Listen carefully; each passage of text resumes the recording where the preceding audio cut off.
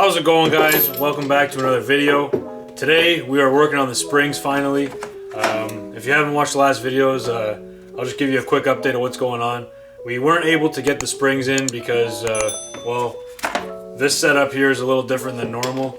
A lot of people use the lower control arm, basically does all the work. They get the spring in there and then just jack the lower control arm up. But we were having issues. We couldn't even get the spring to fit in that area. So what we're doing today, hopefully, we got a new idea. We're gonna be taking the spring and just compressing it a little bit and banding it and then putting it in place. And then we're gonna let the lower control arm do the rest of the work. So, I mean, stay tuned, let's see what happens. We don't know really, but we're gonna give it a shot. All right, what's the plan? Plan is that we gotta get this to fit up in there. Well, why don't we use these? Okay, we can use that.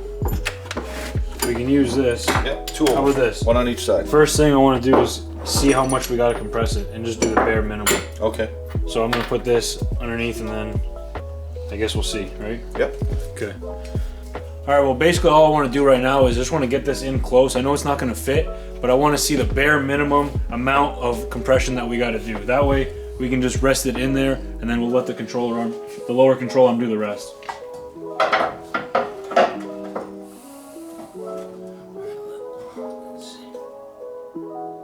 So we got to do it about a couple inches. Couple inches, okay. All right. All right, so these are the tools that Fred's got. Basically, it's like a long bolt with a nut and these two hooks on it. So when you tighten it, it compresses the spring. So we're gonna use these to get it down to where we need and then band it. And then we're gonna take the spring and put it in place. And hopefully that's gonna work for us. Like I said, we don't know, we're just trying this out.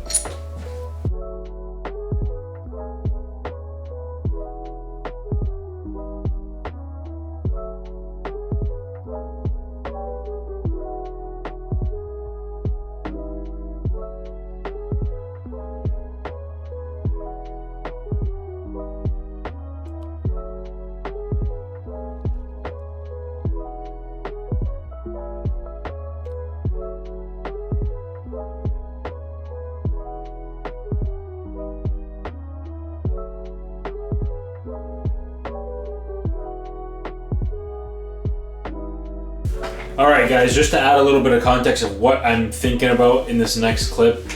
So we had these hooks, these metal hooks that I was going to be using. So what we did was we already compressed the spring down, we put it into where we wanted it, used the lower control arm to get it almost where it needs to, but it still didn't sit in the pockets and the perches that it needed to. So since we've already been compressing it with the lower control arm and we got it close, I figured let's use these hooks to keep it kind of at the compression that it's at right now, lower the control arm back, because now it's going to be compressed more than it was originally when we put it in here. We let the control arm down and then we were able to slide it even further in and then restart the process. So you'll kind of get an idea, you'll see in the next clip. If we do this,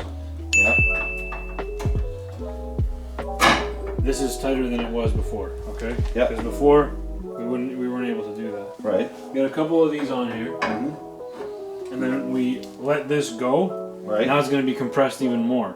Then we drop the control arm back down. Okay, again, yep, that's a good idea, yes. Okay.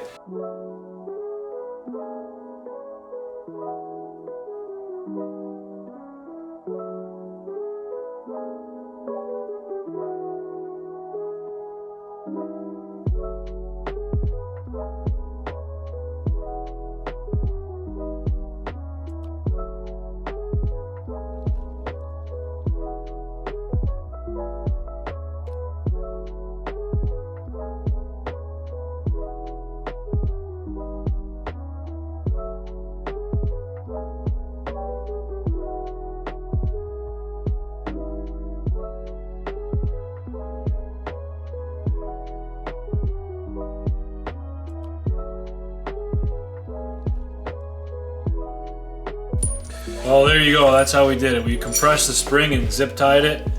Do not try this at home. Right. So basically right now, the knuckle's being held up, the lower control arm in the knuckle's being held up by the strut. So we're gonna loosen the strut right here with these two big bolts, and that'll drop the lower control arm. And then we're gonna be able to get the spring that we just compressed to fit inside, and we're gonna jack the control arm up, and then it's gonna take over the work. It's gonna compress the spring back up until we get back to this point where we can bolt the knuckle back in to the strut, and then we're good.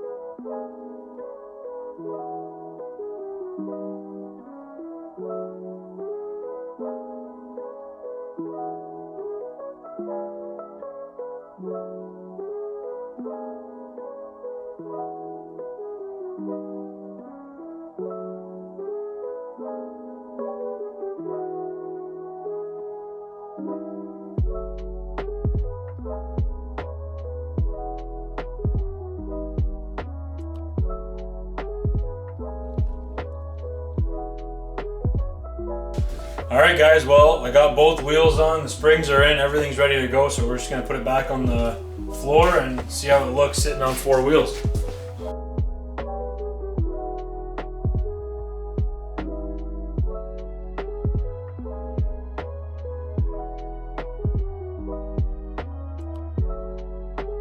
You like that? No, it's not, it's pretty high up, but there's not all the weight in there. Right. Plus we can get the...